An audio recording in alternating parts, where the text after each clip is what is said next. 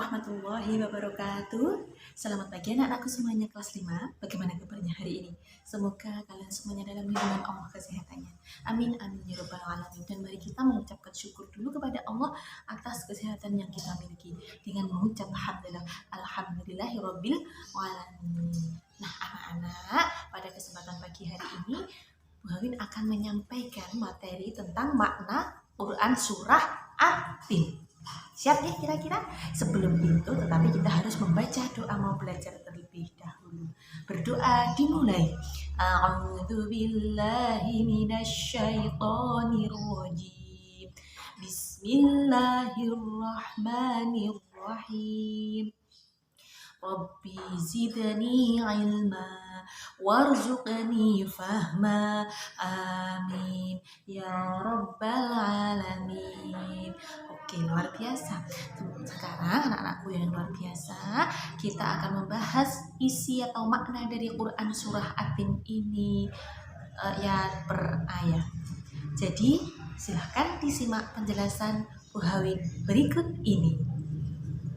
Oke anak-anak, sebelum kita membahas tentang makna dari Quran surah At-Tin, maka mari kita membaca dulu ayat dan artinya. Siap ya? Yang pertama, Bismillahirrahmanirrahim. Wattini wazzaitun. Artinya demi buah tin dan buah zaitun. Waturi sinin, dan demi gunung Sinai. Wahadzal baladil amin, dan demi negeri yang aman ini. Laqad khalaqnal insana fi ahsani taqwim. Sesungguhnya kami telah menciptakan manusia dalam bentuk yang sebaik-baiknya. Tsumma radadnahu asfala safilin. Kemudian kami mengembalikannya ke tingkat yang serendah-rendahnya.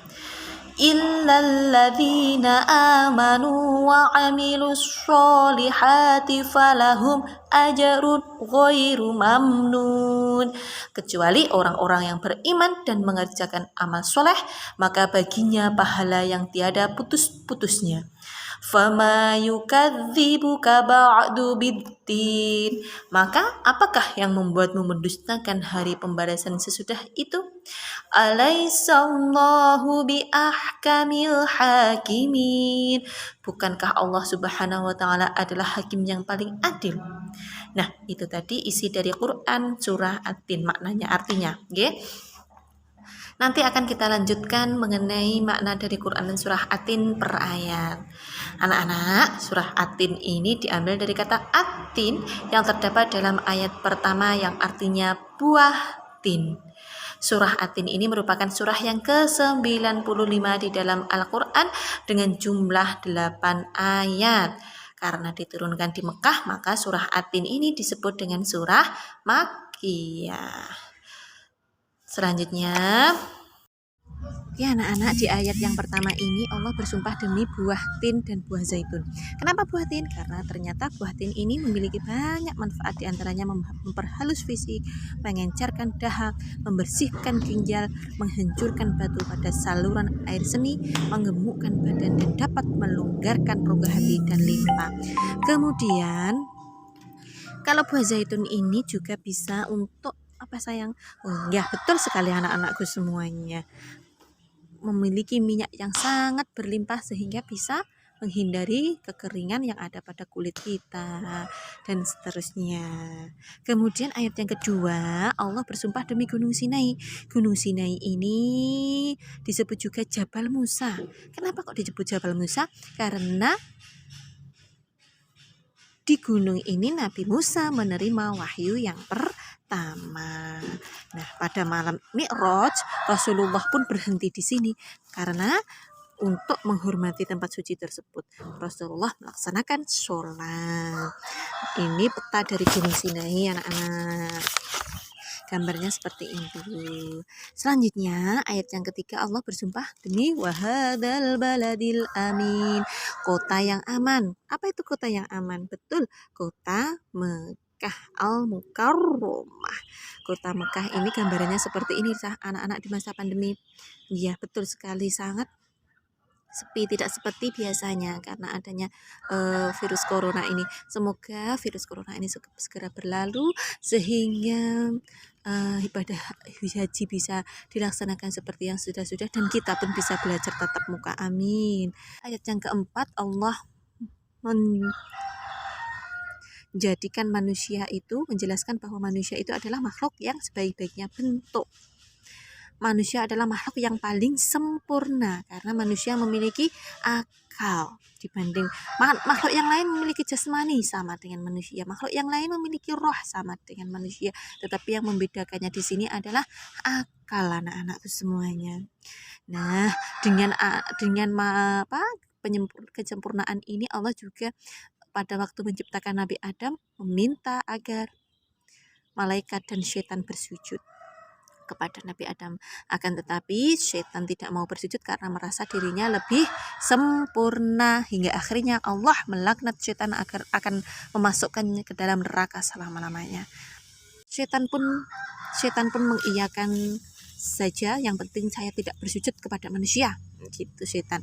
Tetapi Allah, saya siap masuk ke neraka, tetapi saya juga ingin mengajak manusia untuk masuk ke dalam neraka selama-lamanya dengan saya. Sehingga anak-anak sampai sekarang pun syaitan akan terus menggoda kita hingga kita mau mengikuti ajakan syaitan dan masuk ke dalam neraka. Na'udzubillah min dzalik. Nah, ayat kelima, anak-anak, Allah mengingatkan sekalipun manusia ini adalah makhluk yang paling sempurna, tetapi ia bisa menjadi makhluk yang paling hina. Kenapa? Karena tutur katanya yang tidak sopan, pakaiannya yang tidak sopan, makan dan minum dengan berlebihan, bergaul dengan temannya tidak bisa, selalu bermusuhan, lalu menggunakan anggota tubuh untuk hal-hal yang dilarang oleh agama. Dan seharusnya bagaimana, Bu? Seharusnya seperti berikut anak-anak, bertutur kata yang sopan, lemah lembut, kemudian saat berpakaian menutup aurat, lalu makan dan minum dengan yang halal dan tidak berlebih-lebihan, bergaul dengan teman dengan rukun, tidak saling menyakiti, kemudian menggunakan anggota tubuh sebaik-baiknya. Maka bisa dikatakan manusia ini akan menjadi makhluk yang sempurna dan tidak menjadi hina. Karena apa? Perbuatannya yang betul, selalu menaati perintah Allah, selalu beramal soleh. Seperti ini contoh-contoh beramal soleh yang bisa mengangkat derajat kita, yaitu beribadah kepada Allah, gemar bersedekah, suka menolong, kemudian selalu menghormati orang tua. Nah, pada ayat yang ketujuh ini Allah menegaskan bahwa hari pembalasan akan ada, yaitu akan memberikan balasan kepada orang-orang yang selalu berbuat baik dengan kebaikan dan surga, dan akan memberikan balasan yang buruk dan neraka kepada orang-orang yang berbuat ingkar, berbuat dosa. Ini hari pembalasan ini pasti ada, tetapi pasti akan datang, tetapi hanya Allah yang tahu. Untuk selanjutnya ayat ke-8 ini anak-anak, Allah adalah betul Maha Pencipta, sebagus-bagusnya pencinta, sebagus-bagusnya pengatur adalah Allah, dan sebagus-bagusnya pemutus suatu persoalan adalah Allah, sehingga Allah lah yang maha adil dan bijaksana dalam memutuskan segala perkara. Kita tidak boleh meragukan hal itu. Nah, oleh karena itu mari kita berperilaku sebaik-baiknya, menjalankan perintah Allah dan menjauhi larangan Allah, sehingga nanti ketika diadili Allah kita akan mendapatkan kenikmatan surga dan bukan sebaliknya. Oke, itu tadi penjelasan tentang makna Quran surah At-Tin. Nah, itu tadi penjelasan tentang makna Quran surah At-Tin. Untuk selanjutnya anak-anak, sebagai manusia, meskipun kita diciptakan dalam bentuk yang paling sempurna di antara makhluk Allah yang lainnya, tetapi di sini kita harus tahu bahwa kita juga bisa, kita harus ingat bahwa kita juga bisa menjadi makhluk yang paling hina ketika perbuatan kita, perilaku kita tidak mencerminkan keimanan dan ketakwaan kepada Allah. Tetapi sebaliknya, kita akan tetap menjadi makhluk yang paling sempurna ketika kita selalu beramal soleh. Oleh karena itu anak-anak, mari kita fastabiqul khairat, berlomba-lomba dalam kebaikan. Selalu berlomba-lomba dalam kebaikan, terus beramal soleh, mentaati perintah Allah dan menjauhi segala larangan Allah.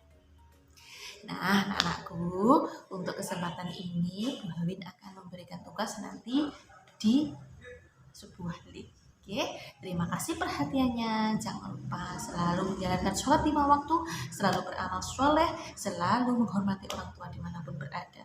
Akhirul kalam, wabillahi taufiq wal hidayah. Wassalamualaikum warahmatullahi wabarakatuh.